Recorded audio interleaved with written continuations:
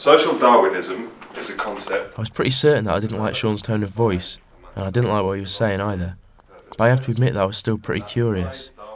So we started going to these little meetings more and more. I kept my misgivings to myself for the time being, and I tried to listen to what he had to say, and more specifically, if anything that he was saying could help me out with my problems. Like in nature, the strongest will succeed and dominate over the weak. The misuse of this dangerous idea, of course, led to the atrocities of the Second World War, when Adolf Hitler based the ideology of his Nazi regime on Spencer's survival of the fittest theory and Nietzsche's will to power. Social categorization and how men see That's a pretty cool eye we've got there, man. Is that your thing?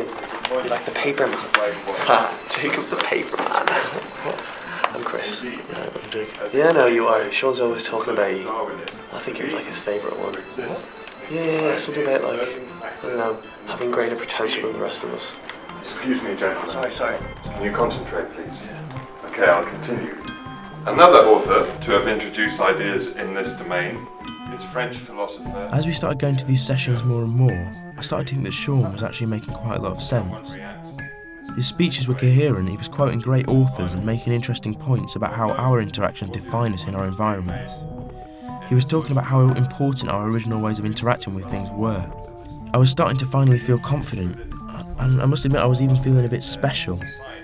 It's a great feeling. Freedom of enterprise leads to a very dangerous state of alienation. The weaker ones